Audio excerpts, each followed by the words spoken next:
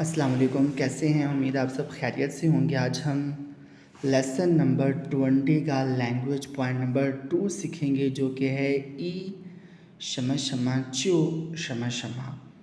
Details में जाते हैं तो इसका पहला जो पैटर्न है वो ये है, द स्ट्रक्चर ई शमा शमा चो शमा शमा, यानी एज सुन एज। मतलब इसका ये है कि एक काम होते ही दूसरा काम होना। Can indicate two events happening one immediately after the other, यानी कि दो काम होना, एक के फ़ौरन बाद दूसरा, एक के फ़ौरन बाद दूसरा, दो काम होना। द टू इवेंट्स मे और may not share the same subject, कि जो दोनों इवेंट्स दो कामों का होना है, हो सकता है कि उनके लिए एक ही सब्जेक्ट का इस्तेमाल किया गया हो सकता है कि डिफरेंट सब्जेक्ट्स का यूज़ किया गया हो। फॉर एग्ज़ाम्पल, पहली एग्ज़ाम्पल यहाँ पे लिखी है, ई पाइनियन छियन, यानी 100 साल पहले, 塑料一出现就受到人们的普遍欢迎। हाँ, जैसे ही प्लास्टर की डिस्कवरी हुई, यानी प्लास्टर का हमें पता चला, तो फ़ौरन से इसे लोगों की मकबूलियत हासिल हुई, लोगों ने इसे वेलकम किया, कॉमनली इसे वेलकम किया, यानी लोगों की इसे मकबूलियत हासिल हुई। जैसे ही प्लास्टर डिस्कवर हुआ, यानी प्लास्टर की जो मटेरियल है, जैसे ही इसका पता चला तो लोगों ने इसे बहुत ज़्यादा पसंद किया। एक काम के होते ही दूसरा काम हुआ। यहाँ क्या है कि प्लास्टर का जैसे ही हमें पता चला तो फ़ौरन से दूसरा काम हुआ कि लोगों ने इसे पसंद किया। सेकंड नंबर पे एग्जांपल लिखी हुई है, तंग न्यूयर ई हुएलाए, कि जैसे ही बेटी वापस आएगी, वह जो काओ सुधाचे का हाउ श्याओशी, तो मैं उसे ये अच्छी खबर, ये गुड न्यूज़ मैं उसे बताऊंगा। जैसे ही एक काम होगा, यानी बेटी वापस आएगी, वैसे ही मैं उसे दूसरा काम यानी करूँगा, उसे गुड न्यूज़ बताऊँगा। ये तो इसका एक तरह का यूज़ हो गया।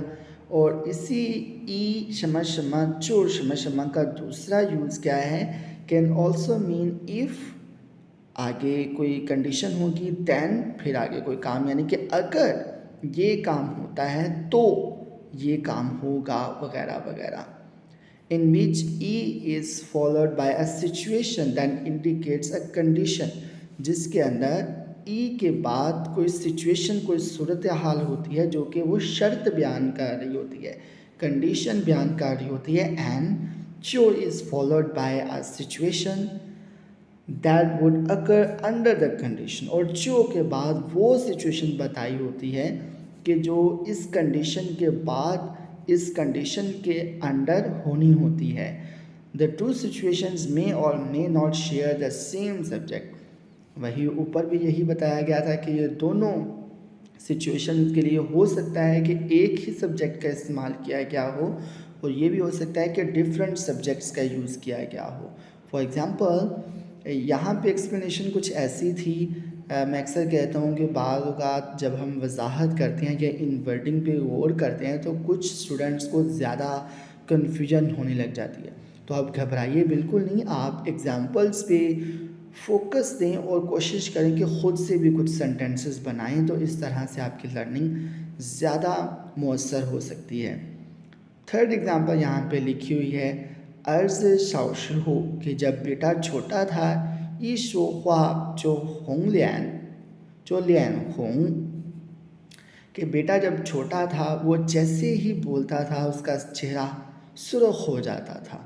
यानी यहाँ पे क्या है कि एक काम अगर होता है तो फिर दूसरा काम भी होता है, यानी कि बेटा अगर बोलता है, जैसे ही बोलता है तो उसका चेहरा जर्द हो जाता है, सुर्ख हो जाता है। हुई ता लाओ शी वन थी दा शी हो, शंगी ये हन श्याओ, टीचर के सवाल का जवाब देते हुए आवाज़ भी बड़ी कम उसकी होती थी। वो तंश खन वे था तंशिन, उस वक्त मैं उसके लिए बहुत परेशान रहता था, यानी उसकी इस आदत की वजह से परेशान रहता था। एग्ज़ाम्पल नंबर 4th एग्ज़ाम्पल की तरफ हम चलते हैं। नंबर 4 पे लिखा हुआ है, फू मू 必须让孩子从小就知道 कि पेरेंट्स को चाहिए कि वो बच्चों को लाज़मी तौर पे ये जानकारी दें, यानी कि उनके ज़हन में ये बात लाज़मी डालें। क्या बात? 不是所有的东西一哭就能得到, कि सारी चीज़ें रोने से फ़ौरन नहीं मिलेंगी। यानी पेरेंट्स को बाद वक़्त बच्चों को ये इस तरह की आदत डाल देते हैं, बच्चों को आदत हो जाती है कि वो कोई भी चीज़ हासिल करने के लिए रोने लग जाती हैं और रोने पे वो चीज़ मिल भी जाती है। तो लिहाजा बच्चों की इस तरह तरबियत नहीं करनी चाहिए, ये यहाँ पे मैसेज दिया गया है। मैं अक्सर कहता हूँ कि चाइनीज़ लैंग्वेज पढ़ते पढ़ते छोटे छोटे इन्फॉर्मेशन नॉलेज हमें कुछ ऐसा मिलता है जो कि बहुत ही यूज़फुल, बड़ा कारआमद होता है। यहाँ भी आप देखेंगे कि बच्चे अक्सर क्या मोबाइल फ़ोन मांगते हैं कार्टून देखने के लिए, या कोई और अपनी ज़िद करते हैं, वो चिल्लाने लग जाते हैं, तो पेरेंट्स क्या करते हैं, फ़ौरन से उनकी बात मान लेते हैं। इस तरह से बच्चों का एक माइंड बन जाता है, ज़हन बन जाता है कि हम रोएंगे तो हमारी बात मान ली जाएगी। बच्चों के ज़हन में ये चीज़ बिल्कुल नहीं आनी चाहिए।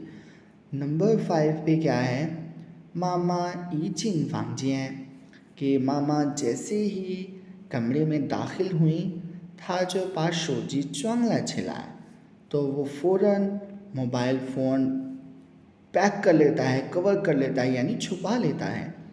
जैसे ही ये पहला काम होगा कि मामा कमरे के अंदर आएंगी, तो वो ये काम कर लेगा, क्या करेगा, मोबाइल छुपा लेगा। जो खाली जगह हमने पूरी करनी थी वो मैंने आपकी सहूलत के लिए पहले से कर रखी हैं, लेकिन मैं आपको हमेशा यही मशवरा दूंगा कि आप वीडियो लेसन देखने से पहले ख़ुद भी खाली जगह पूरी किया करें। और डेफिनेटली वो वर्डिंग सेम ये तो नहीं होगी क्योंकि उसमें फ्लेक्सिबिलिटी होती है, लेकिन फिर भी आपको थोड़ा बहुत अंदाज़ा होना चाहिए कि जो आपने खाली जगह पूरी की हैं वो दुरुस्त हैं या नहीं। पहले नंबर पे कंप्लीट द सेंटेंसेस में पहले नंबर पे क्या है, 明天我要去上海出差, कि कल मैंने शंघाई विज़िट पे जाना है, बिज़नेस ट्रिप पे जाना है।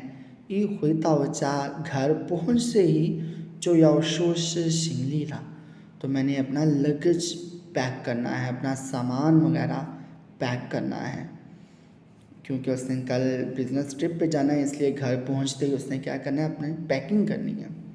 नंबर 2 पे है 张阿姨还是不适应北方的气候, कि चांग आंटी अभी शुमाली साइड की आबो हवा की आदत उनको नहीं हुई, यूज़ टू नहीं हुई, शुमाली क्लाइमेट की आबो हवा की अभी चांग आंटी को आदत नहीं हुई। 冬天一来她就很容易感冒, जैसे ही सर्दियाँ आती हैं तो उनको बड़ी जल्दी ज़ुकाम हो जाता है, जैसे ही सर्दियाँ आती हैं उनको बड़ी जल्दी ज़ुकाम हो जाता है। नंबर 3 पे है 马经理上午去开会了, कि मैनेजर माँ सुबह मीटिंग उन्होंने की, मीटिंग पे चले गए हैं। 他一回来我就给你打个电话, जैसे ही वो वापस आएंगे मैं आपको कॉल कर दूंगा। 马经理上午去开会了，他一回来我就给你打个电话, जैसे ही वो वापस आएंगे मैं तुम्हें कॉल कर दूंगा। यहाँ पे हमारा ये लैंग्वेज पॉइंट फिनिश हो गया। अगला लैंग्वेज पॉइंट हम सीखेंगे बड़ी जल्दी। अगर वीडियो आपको अच्छी लग रही हो तो काइंडली सपोर्ट कीजिएगा, अगर अच्छी नहीं लग रही तो आप मुझे बताइएगा कि किस तरह से आपको अच्छी लगेगी। इसी के साथ इजाज़त दें, अपनी दुआ में याद रखिएगा। अल्लाह हाफिज़।